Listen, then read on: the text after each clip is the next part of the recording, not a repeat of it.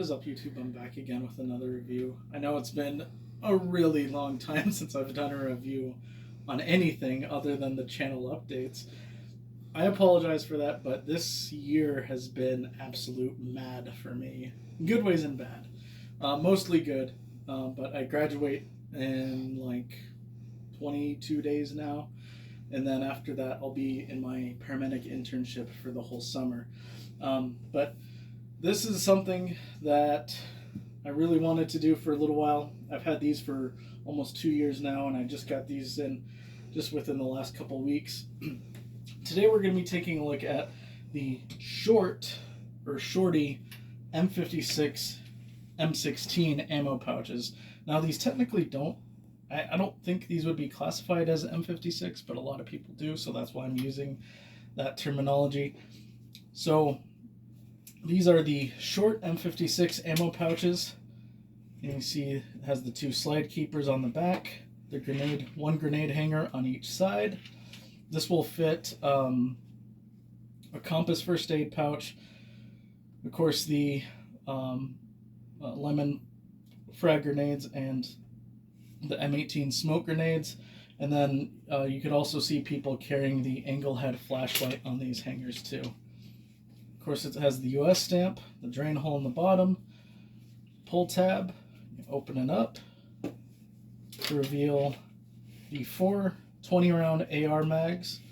And you can see on these unissued ones that the stamp is nice, crisp, and clear. It says Case Small Arms Ammunition M16A1 Rifle. And then you have your federal stock number, and then you have your DSA number, the contract of 1968. Now, normally you would want these, the ammo side down, and there's a couple reasons why you would do that. One, it just helps keep dust and debris outside of the magazine. If there is any on the inside, of course, it being upside down, it'll be harder to get foreign objects inside the magazine. Or in case if any of these bullets come out, then they fall in the bottom of the pouch and you don't just lose the ammo. Another trick that I had heard from a guy who was in the early 2000s said that he always kept his magazines ammo side down and the empty ones up like this. And at night, he said when you open the pouch and if you're trying to feel for a loaded mag, if you feel the flat side, then you know that the bottom, then it's upside down and that there's ammo. But if you feel the open side and you can push down, then you know it's empty. So those are the few reasons why you would actually want to carry your magazines upside down. But for the video, I wanted to show that these are the 20-round AR mags and they are completely loaded. And of course you can see this one stamped too. Now, here's the other set. This is a very used set. This one is damaged. It no longer has the spring clip. And fitting the ammo pouches in these are extremely hard. A suggestion that I had heard was soak the pouch in hot water and get wood shims and put your magazines in, and then put the wood shims in between each magazine and let it dry like that. So it stretches the canvas out and it'll make it easier to pull the mags out. As you can see, I can barely pull any of these ones out. And then here's the used set. Now, what makes these pouches so difficult to find, or why they're so expensive, especially lately, is that these pouches were only produced for about 6 months, in very late 1967 through very early 1968. I believe all of them ever produced only have 1968 contract dates. And the reason why that they're only produced for such a short amount of time is, if you remember, pretty much right as these were coming out, so was the nylon M67 field gear. And the nylon short ammo pouches completely replaced these. So that's why that they weren't made for very long. And like I said, they're only made for about 6 months. Nowadays, there are reproductions of these. I don't have them, but they look kind of goofy in my opinion. There's 2 companies that sell them.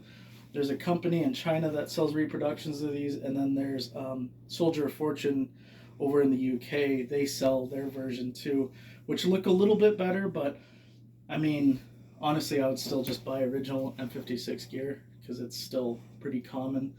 Um, and then I guess that's about it. I think. Oh, uses. So you can see pictures of these being used a little bit. Not super much in Vietnam. I mean, you could still use them for an impression, but you could also see them being used in two very popular movies. The first one being Platoon. Almost everybody in that movie Platoon carried these ammo pouches. I really don't know why. I think maybe the set costume designer must have just had a bunch on hand, I guess.